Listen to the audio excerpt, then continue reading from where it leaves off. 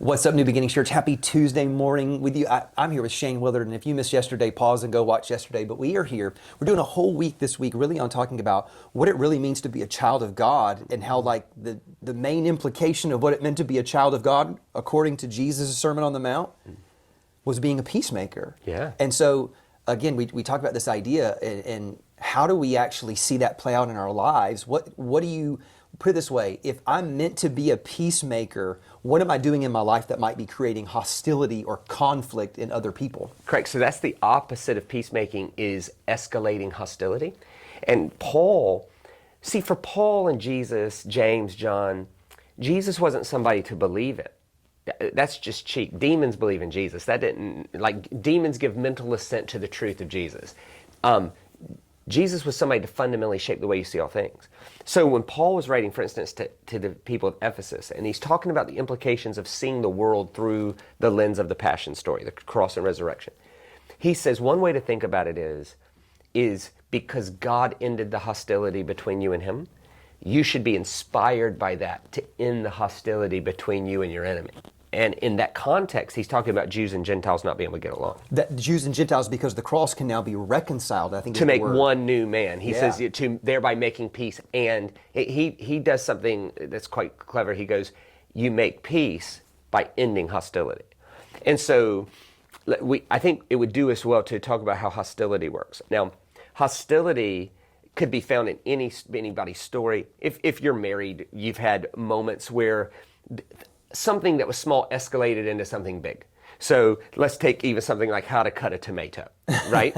Every married person has had some sort of experience where a conversation that started about how to cut a tomato escalated into insulting the other person's mother, right? It goes like this. That's not how you cut a tomato. That's how I cut a tomato. That's not how my mom cut a tomato. I ain't your mother. Well, I wish you cut a tomato like her. Well, I ain't as fat as her. And now it's on, right? My Lord. So it goes like this.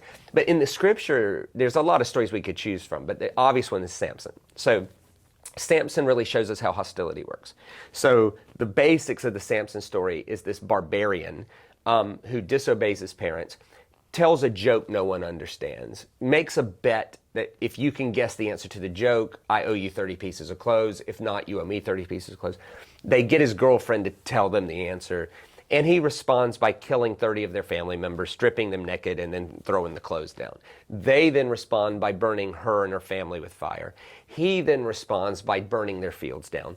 They then respond by sending 1,000 men to kill him. He then responds by killing them with the jawbone of a donkey. They then respond by tricking him with another woman, blinding him, tying him to a millstone, and making him do the work of a donkey.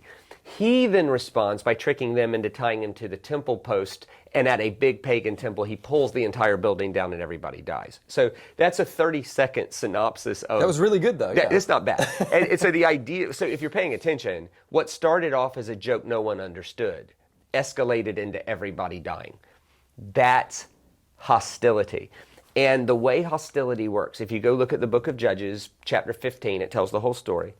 And there's this repeated line all the way through Judges 15. And it's this: since you acted like this, I have a right to act like this.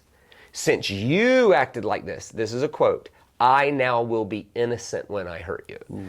So hostility works with the idea that because you've acted unjustly towards me, I now have a right. Not only have a right, I'll be innocent before God if I hurt you.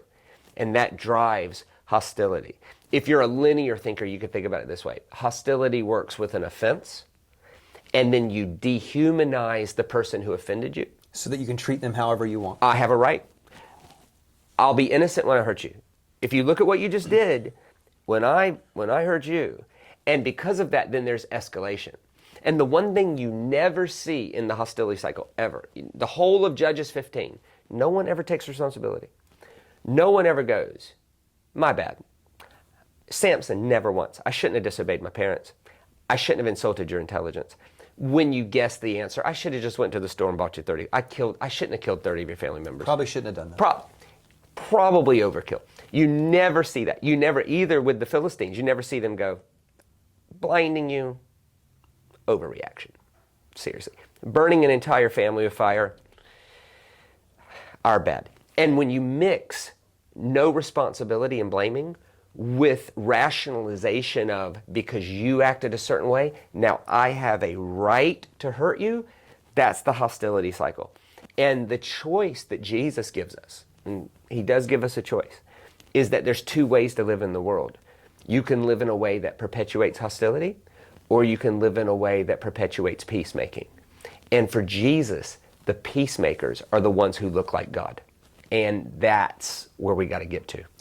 So step 2, we have to make a break from the escalation of hostility. Somebody's got to Correct. say, my bad, I was wrong, take Yeah. responsibility. You've got to stop the hostility cycle, or you can never become. You can never become a peacemaker.